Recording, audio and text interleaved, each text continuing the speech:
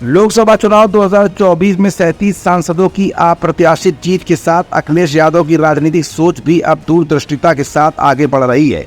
कहीं न कहीं अखिलेश इस समय फूंक फूंक कर कदम आगे उठा रहे हैं। योगी सरकार पर हमलावर होने की बात हो या फिर तमाम पेचीदे राजनीतिक निर्णय, इस समय अखिलेश की राजनीतिक परिपक्वता किसी बड़े राजनेता से कम नहीं आंकी जा सकती है।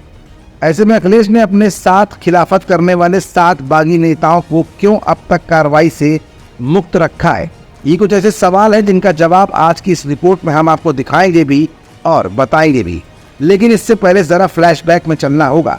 जरा याद कीजिए, राज्यसभा चुनावों में क्रॉस वोटिंग करने वाले सपा के 7 बागी विधायकों ने अखिलेश के साथ खुले तौर पर गद्दारी की थी, पर अखिलेश की पार्टी समाजवादी ने इन बागी विधायकों पर अब तक कार्रवाई नहीं की है। इसके पीछे भी पार्टी की खास रणनीति मानी जा रही है।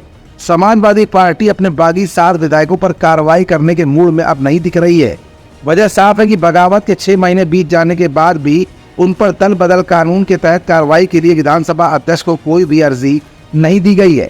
इसे विधायकों के सजातीय मतदाताओं की सहानुभूति हासिल करने की सपा की नई रणनीति का एक हिस्सा माना जा रहा है। हालांकि विधानसभा में सपा के मुख्य सचेतक कमाल अख्तर का कहना है कि बागी विधायकों को बचने का कोई मौका न मिले, इसके लिए पुख्ता सबूत जुटाए जा रहे हैं।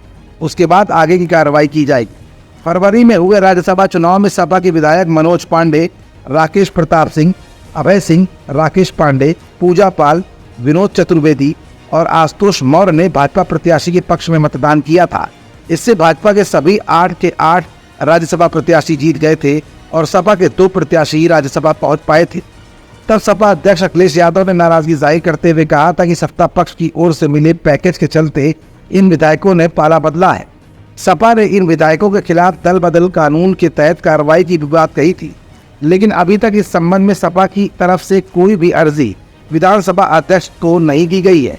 इसके पीछे की पर्दे की कहानी कुछ यूं भी है कि ये सभी बागी विधायक पिछला चुनाव सपा की वजह से ही जीते थे। पार्टी की रणनीति इन विधायकों के सजातीय मतदाताओं को ये संदेश देने की है कि उनके विश्वासघात करने के बाद भी पार्टी ने उनकी सदस्यता रद्द नहीं कराई। सपा को उम्मीद है कि इसका फायदा अगले चुनाव में उसको जरूर मिलेगा।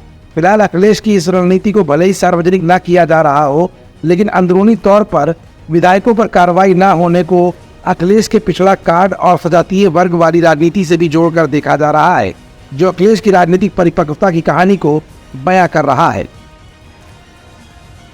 हमारा channel Indian news services INS like, share and subscribe करना न भूलें।